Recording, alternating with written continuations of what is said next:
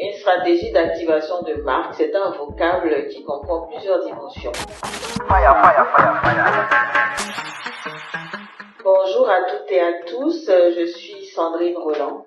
Je suis directeur associé de AOS Africa, qui est une agence de communication intégrée panafricaine, et je suis également commissaire du Forum de l'emploi et de l'entrepreneuriat féminin. J'ai l'honneur de partager avec vous quelques expériences en ma qualité de stratège en communication, qui est mon métier.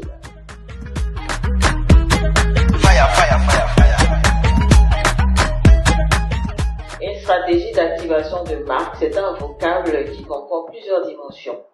Déjà, si on veut prendre le vocable d'une manière tout simplement base étymologique, la stratégie, ça veut donc dire une approche définie pour résoudre un problème, c'est ce qu'est une stratégie. Ensuite, d'activation, donc qui dit activation dit activité, mais aussi mettre en action, rendre actif.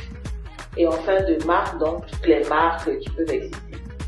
En résumé, une stratégie d'activation de marque, je pourrais dire, pour être court, que c'est un ensemble de moyens et de démarches définis pour atteindre un objectif. Cet objectif permettant de résoudre le problème spécifique d'une marque, en passant par des activités qui vont rendre la marque active ou vivante. Un exemple, imaginez que vous avez une marque de pastilles pour la gorge, donc vous voulez que cette marque de pastilles se différencie des autres marques de pastilles concurrentes et qu'on perçoive ses qualités qui sont donc différentes de celles de ces marques concurrentes. Peut-être qu'elle soulage les maux de gorge et qu'elle a en même temps une fonction antibiotique, c'est un exemple fictif, bien évidemment. Eh bien, votre problème est donc de différencier et de faire ressortir les qualités particulières de votre pastille.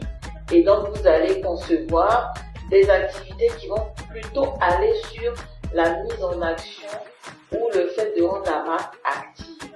Donc, vous allez certainement vous transporter auprès des patients ou aux abords de pharmacies ou de lieux de soins médicaux, et donc vous allez avoir des actions qui attirent l'attention des consommateurs, mais en rendant la marque active. Donc, est-ce qu'elle leur parle? Est-ce qu'elle les touche? Est-ce qu'elle leur fait vivre des émotions? Est-ce qu'elle entame des conversations interactives? Et donc, c'est cela qui va être la stratégie d'activation.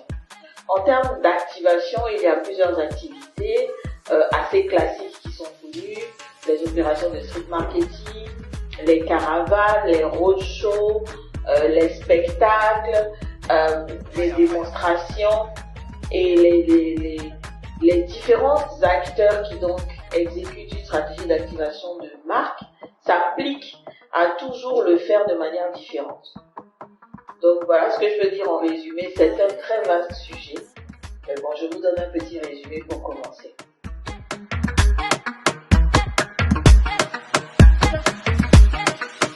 À quel moment une entreprise peut-elle mettre en place une stratégie d'activation de marque? La stratégie d'activation de marque, normalement, doit être mise en œuvre ou mise en place ou élaborée au moment où on souhaite résoudre un problème de marque, de marketing, de communication. Maintenant, moi je suis stratège, donc je vais vous dire que la stratégie est un outil vivant. C'est un outil vivant qui ne doit pas rester figé dans un espace-temps. Il doit plutôt se déployer sur tout le cycle de vie de la marque. Il doit être évolutif. Ça veut dire que vous élaborez la stratégie pour résoudre un problème, vous adressez le problème, mais il faut évoluer. Parce qu'une marque dans un contexte concurrentiel, dans un contexte dynamique, fait toujours face à des défis. Donc ma réponse serait de deux niveaux.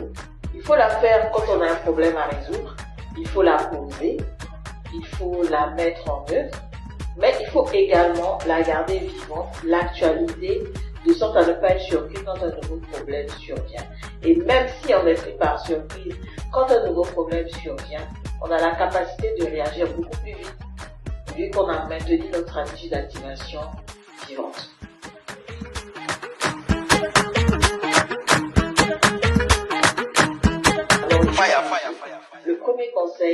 quand on élabore une stratégie, c'est de ne pas travailler seul. Il faut travailler en équipe.